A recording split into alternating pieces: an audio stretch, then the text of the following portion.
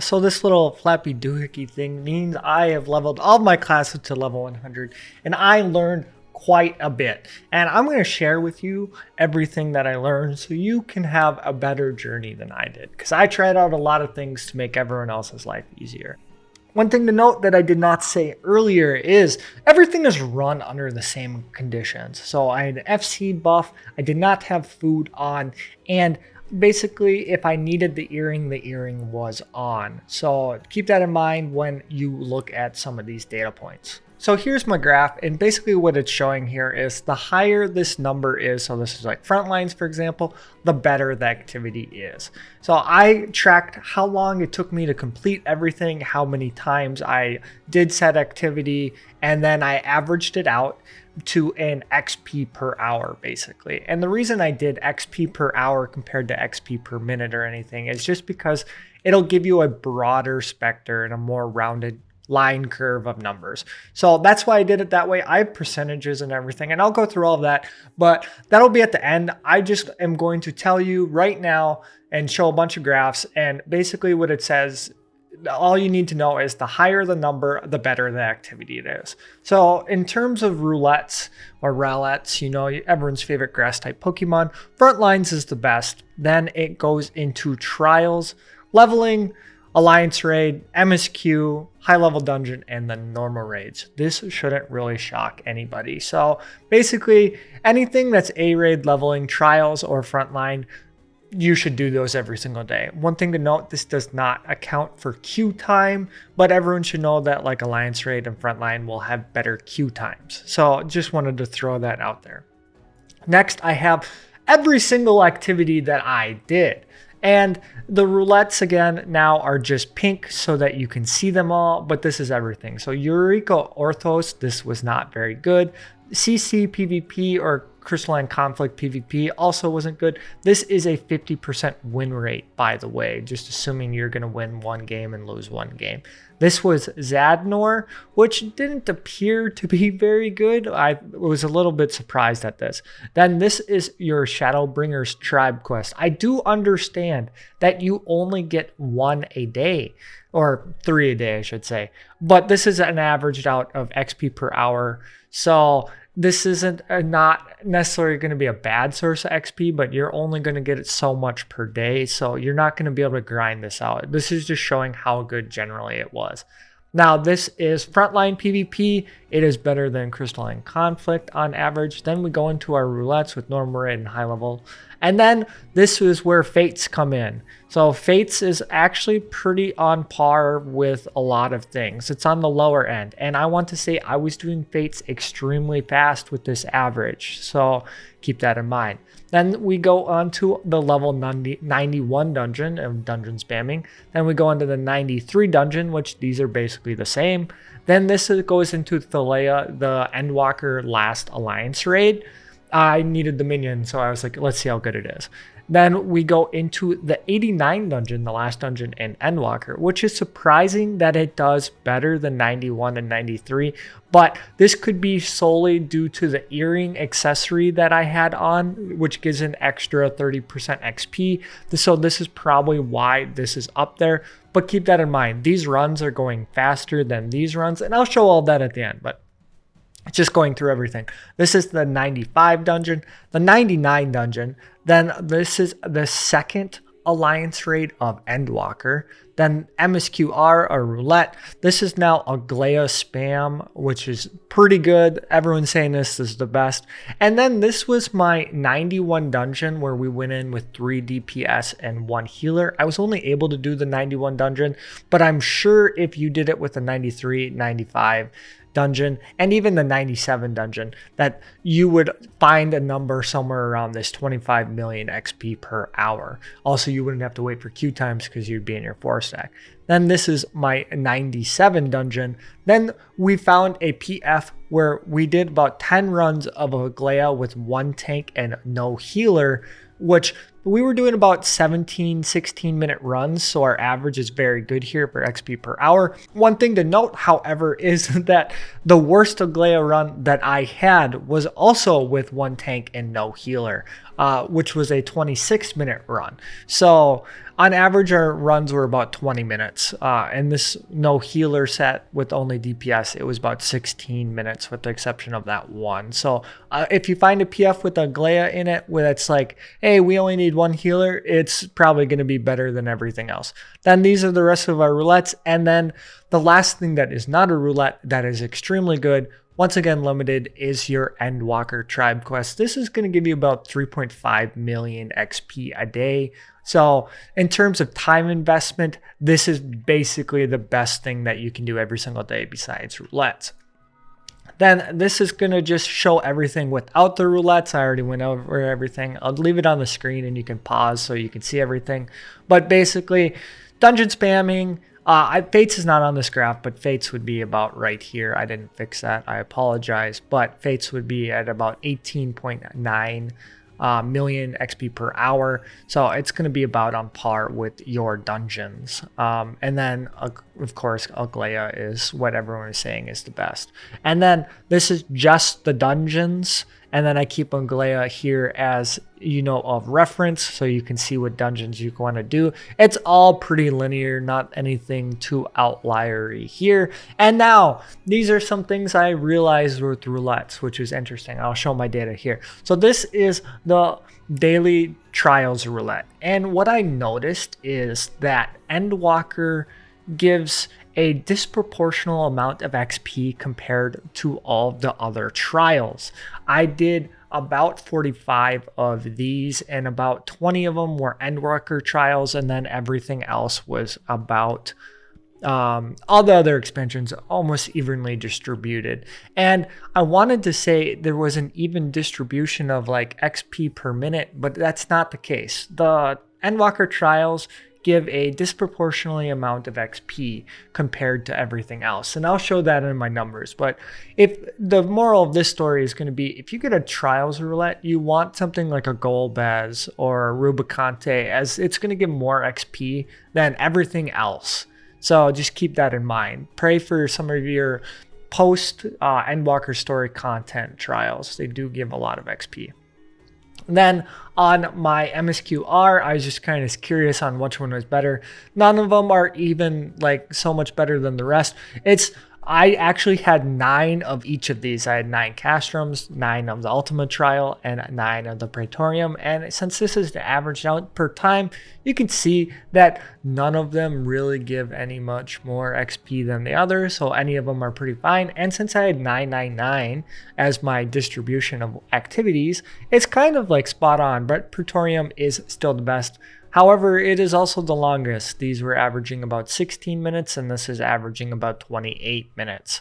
And I'll show those numbers in a little bit. Now we're going to go on to some of the patterns I noticed with Alliance Raid. I had a lot more of the ARR Alliance Raids than anything else. I only got Oreborn Monastery 3 times, and you can kind of see with the averages. I did not expect Endwalker to be so good.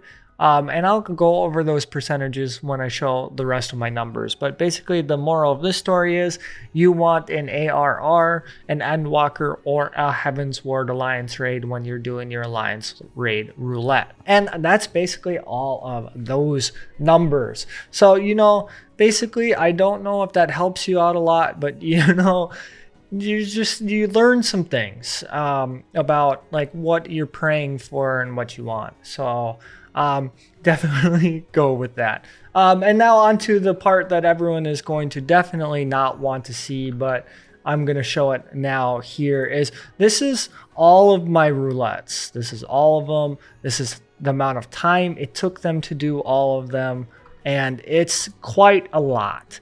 And then this is all of my alliance raids that I did. And this is my kind of spreadsheet. I'm going to go through all of these. Let's start with the dungeon runs. And you'll kind of get a sense of what I did here. So my dungeon runs is basically going to be, I did every single dungeon. I tracked what class I was on and the level I was at, even though the level didn't really matter. And then the time it took me to do all of them, and then the XP per boss.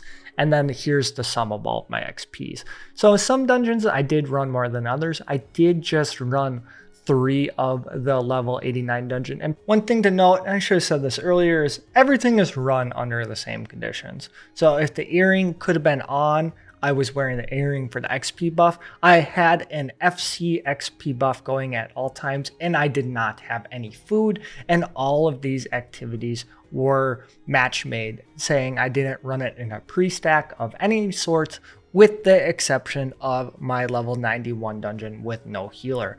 Trying to keep these XP amounts and time as about as random as possible, and removing all of the outliers that I possibly could to get the best data possible, because that's what most people will be able to do.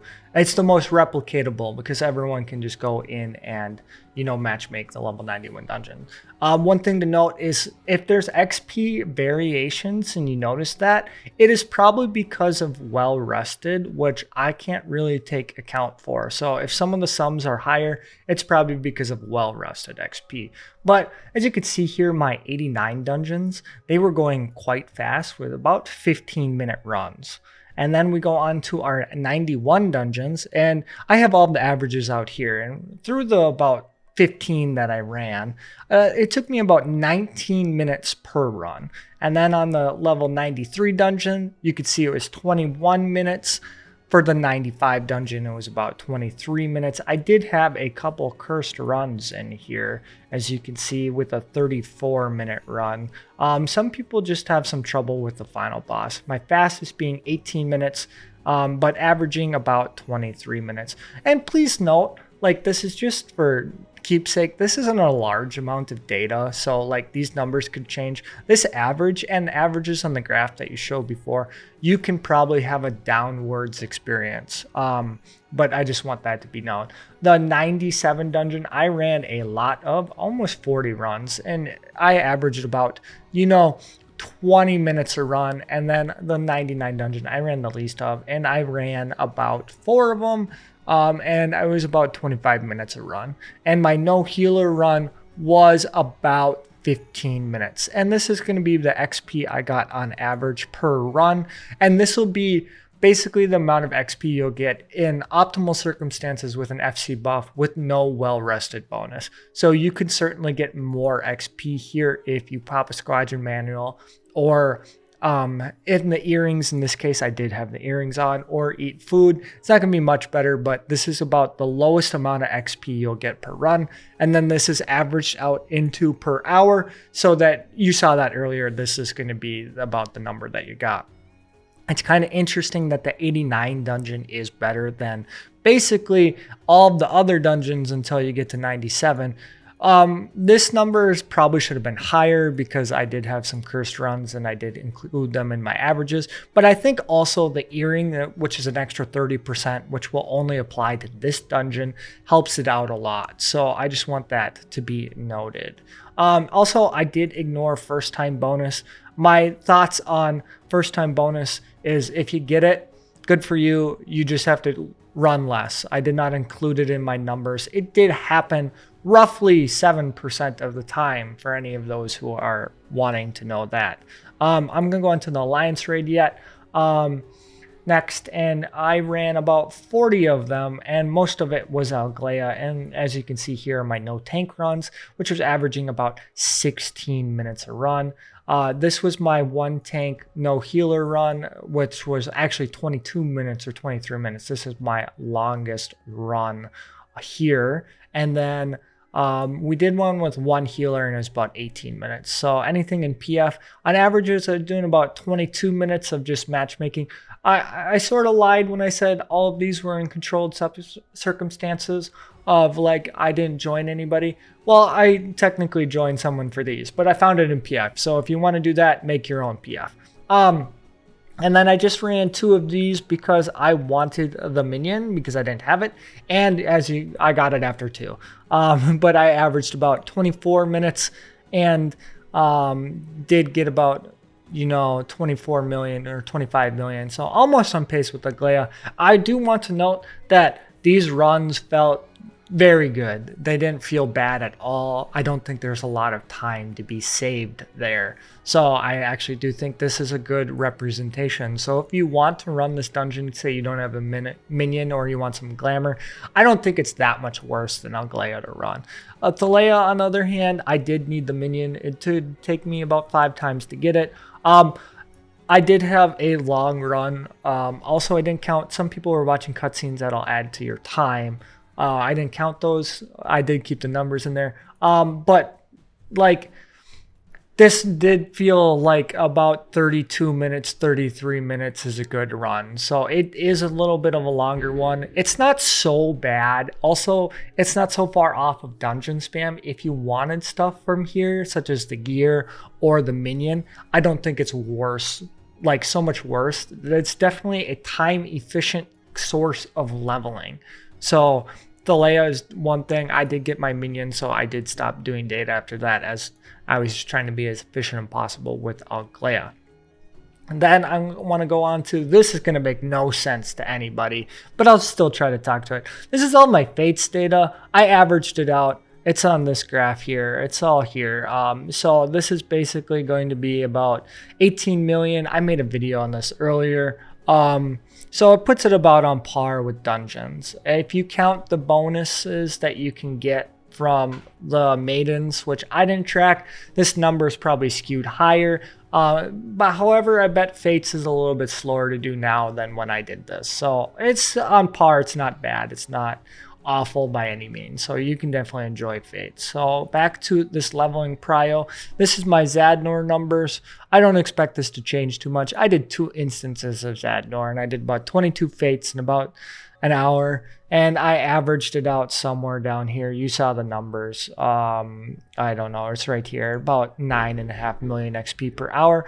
This is my CC, which basically the thing you need to know about CC is if you win, you get about 8% of a level, and if you lose, you get about 4% of a level. That's the one thing you should take away if you are doing Crystalline Conflict. It's basically going to be a percentage. Regardless of what level you are at, it scales lower as you get a higher level, and you get a higher percentage as you are at a lower level. But basically, thing to note is it's about 8-9% per win and 4 to 4.5% per loss. I just assumed everyone's going to have a 50% win Raw Slayer show just because it's a 2v2 or a 1v1 type activity. So that's how I averaged it out when I came up with this number of 7.6 million per hour. This is saying you're going to get about 7 matches an hour with about a 4-minute activity time. However, note, I did have almost a 12-minute match to get a win.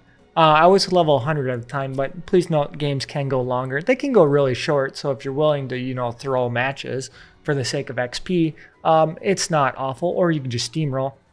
One thing I want to note about CC and basically everything else, there's a 1-minute intro to CC every single time that you can't skip that isn't accounted for in this time. So this number is actually worse than what it actually is. So not that great. Same thing with Frontlines. The numbers are a little bit higher. I don't have it all here, but it's about 10% per win and about 5% per loss. That's where I came out with that 9% or 9.6 million XP for just doing Frontlines. Now, this is my deep dungeon numbers. Palace of the Dead is awful, so I didn't even calculate it. Heaven on High is awful, so I didn't even calculate it. So I skipped those, and then this is Eureka Orthos. My friend who was with me when I was running this, we did a 23-minute run. We were fast, by the way. We were not slow. We did not take our time. We were trying to be as efficient as possible, and we had a 23-minute run for 21 to 4th set 30. And I got about 3 million XP, and they got 3.5 million XP. And I measured this out, and this number would be the same as mine if they were at level 90. It's just they get a bonus XP for your highest job is not at level 90. So anything below level 90 does get a bonus, hence why this number is higher. But I didn't want to plan for that on my numbers. And then this is my tribe quest. This is how long it took me to do the tribes that I did on average. These are all Endwalker ones. And then this is the one set I did for Shadowbringers and Ilmeg. And this just didn't seem worth to me, so I just stopped doing it after one set. And I noticed that all the XP scales at level 80. So if your class is above level 80, you're only going to get this much amount of XP. One thing to note when I did these numbers on this is I took it all at level 90. Once you're at level 90, you get this set amount of XP per, which is 1.1 million roughly, which means daily you're going to get about 3.4 million XP. You're going to get less XP per level when you're below level 90, such as like 81. You see, I'm only getting like 1 million XP here. However, it's basically the same proportion of XP that you would get as a percentage of your level. So it's definitely worth doing regardless. That's a simple way to put it. And the XP per hour, it's going to be about 40 million, but it's going to take you 12 days to do that. But this is just showing it is super efficient. So definitely do this every single day, as it's going to be a great way to level. Now we're going to talk about my favorite graph, which is... This is my Roulette's graph. And I was just curious. I tested a lot of things, so we can basically ignore this. I'm going to hide this. This is just telling me how much XP I needed per level. But these are all the alliance raids I ran, all the Frontlines I ran, all of the high-level dungeons that I ran, all the levelings that I ran, and then all of the Roulettes. Please note, I have joined in progress on at every single time I run an instance. And I only had 4 instances where I joined in progress. So, you know, of the 200 and what is this? 39, so 238 because the top row is whatever. Of the 238, I got 4 join in progresses. So, not really going to account for that. Just note that if you get a join in progress, take the XP bonus because the XP bonus doesn't change. And here's what I kind of noticed is that on the alliance raids, I did a bonus XP per level. So this is going to be a percentage of the bonus based on the level of XP you need to get to the next level. So for example, at level 92, I have to unhide this now. Where's unhide? So basically what this is saying, when I'm at level 2, I need to get 15 million XP to get to level 93. My bonus was 10 million XP. What is this percentage at? And then I did a percentage total. Basically, the XP needed for the bonus and the sum of the activity. How much of this dungeon did it give me? Just to try to see, and I did this because this will basically show me how efficient an alliance raid is at leveling a class. Hence why I did this. And then I converted it into an XP per hour to then show it on a graph. However, the higher this number is, the more efficient it's going to be. So for example, Orborn Monastery, I only got it 3 times, but every single time, it's about 80% of the amount of XP I needed to get to the next level, regardless of what level I was at. Now we go on to Alliance Raid, and this is going to show you that it's about roughly 50 to 55% of the level of XP that you need to get to the next level.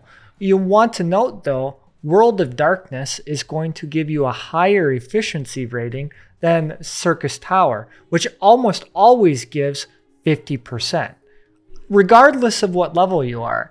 And Labyrinth of the Ancients basically always gives 47%, regardless of what level you are at. So I just thought it was an interesting thing. The further you are and basically the harder the dungeon is, the better the efficiency is per alliance raid. And as you can see here in my awesome graph is I got a lot more, ARR and Heaven's Ward type alliance raids compared to everything else. Orborn Monastery I only got 3 of, Shadowbringers I only got the 4 dungeons in, but 1 puppet bunker I joined in progress. So I really only got 3, and then I got 4 of the Endwalker ones. So you're going to get a lot more, a disproportional amount more of the ARR ones. And if we go on to Heavensward, it's about 60% across the table unless you get Weeping City of Mach, which is about 69, 65%. And I think this is just because it just goes faster. Well, maybe not. Void Arc went faster. I don't know why my Void Arcs went so fast. And my 1 Dune skip. So, and yeah, another time I'm going to note it again is these are just my findings. If I had millions of data points to go off of rather than 50, these numbers would be a little bit better. But I do think overall these averages are pretty spot on. And then we're going to go on to Stormbringers. We're going on to Stormbringers with everyone's favorite raid series, Nier. This is going to be the most efficient one. Just join an alliance raid in progress and you'll be good to go. But yeah, basically you're going to get about 80 to 90% if you get a Nier raid. So that's really good. I thought this was really interesting. If you get an Endwalker Alliance raid, you're basically guaranteed to level up. Just regardless of the bonus, the amount of XP you're going to get is kind of set.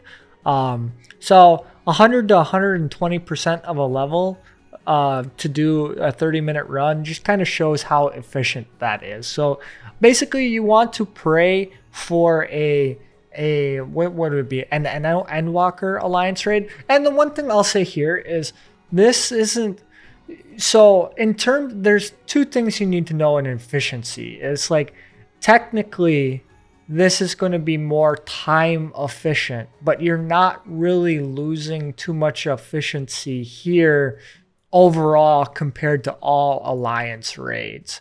You're going to average about 66% of a level, regardless of what level you are across all alliance raids.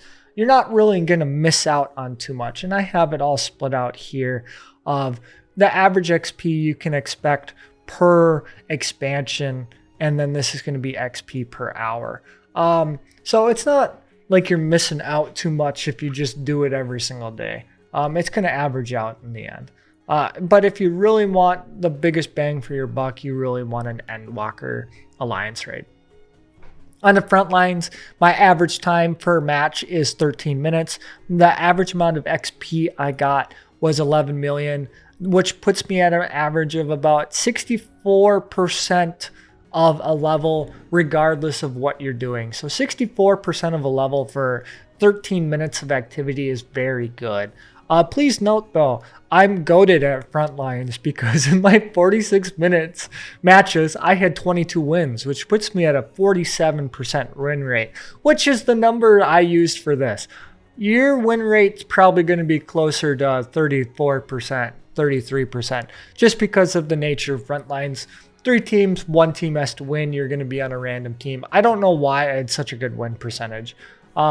Doesn't really skew the numbers too much because if you look at it here as my percentage of level, regardless, you're getting 63 to 75%. If you win, you get a higher number. If you lose, you get a lower number. It doesn't really matter. You're getting 63 to 75%. If you win, just take the extra amount of XP. This is the amount of XP you get per match completion.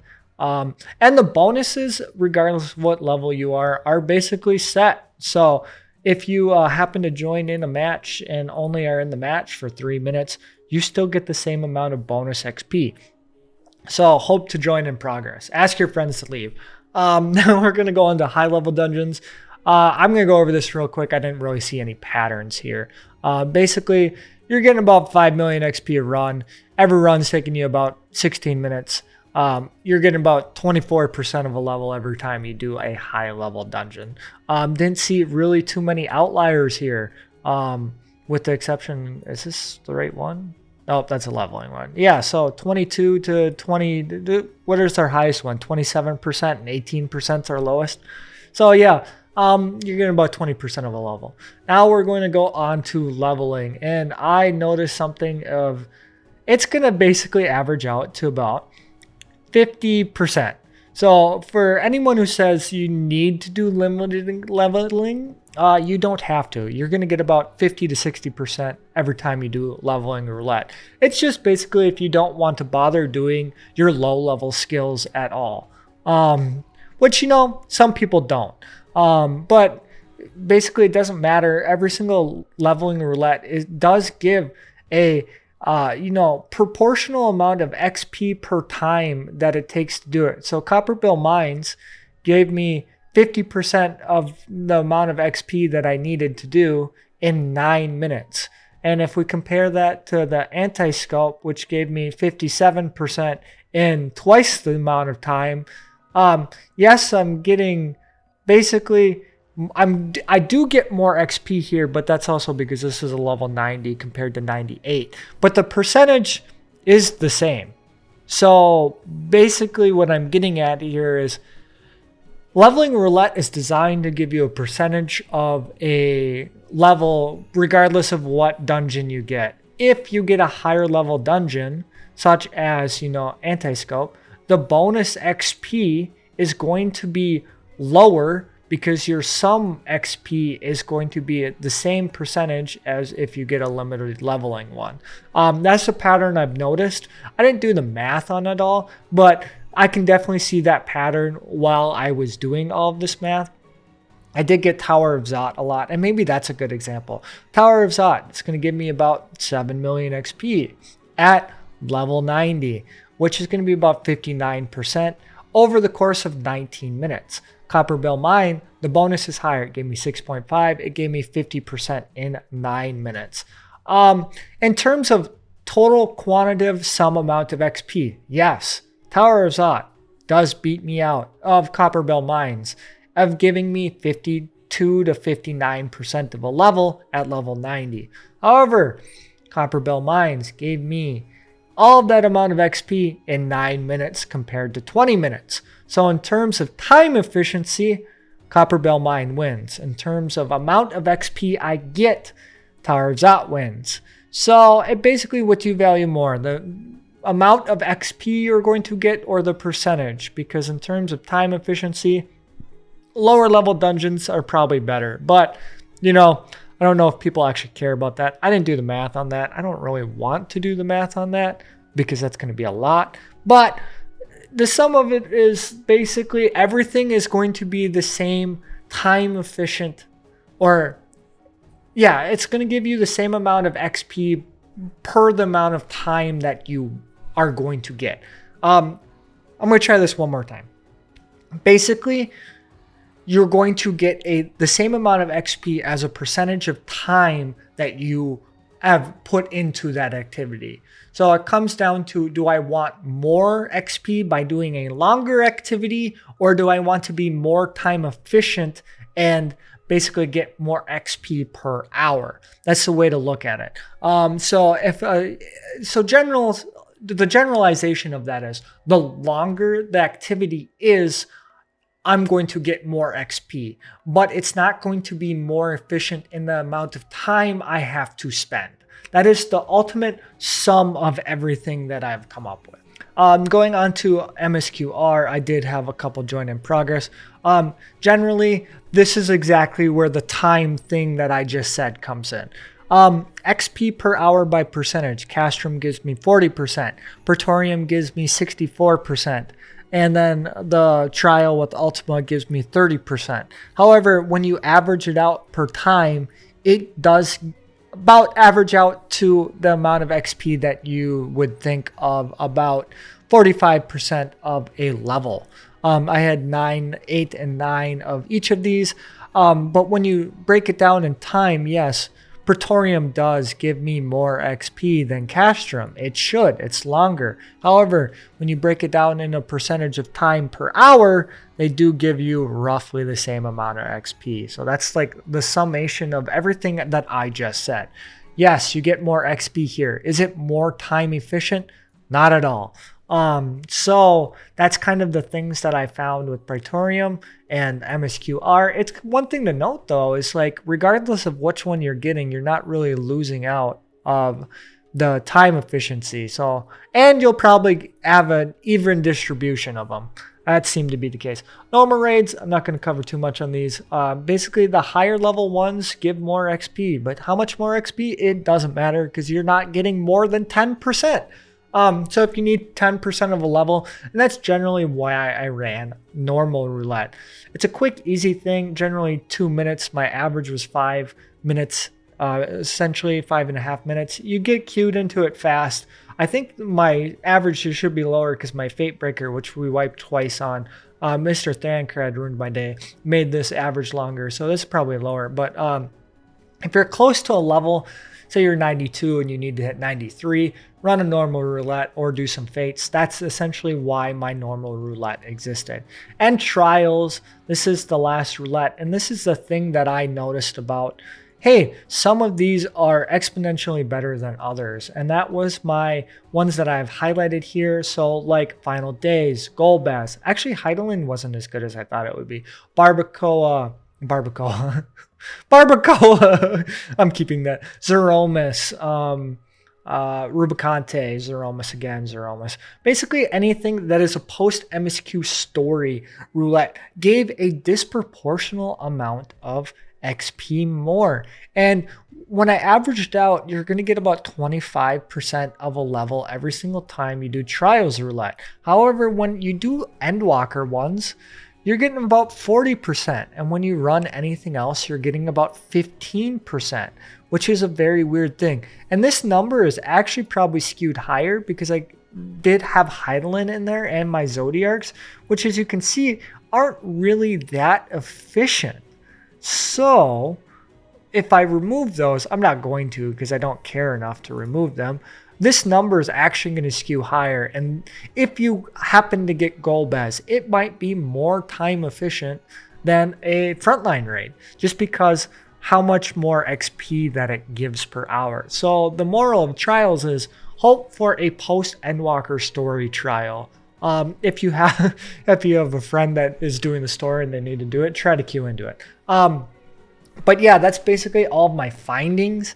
I hope that makes sense of everything that I did. So if you have any questions, I'm going to try to share this so you can see it. You won't be able to edit it, but you can see all of my data and you can call me an idiot and tell me my math's wrong, but I doubt my math is wrong. If anything, my thinking on logic is wrong, and not the math. But anyway, that's all I have for this video. I kind of thought it was a fun thing to do. If you have any questions, put them down in the comments for sure. And as always, have a great day.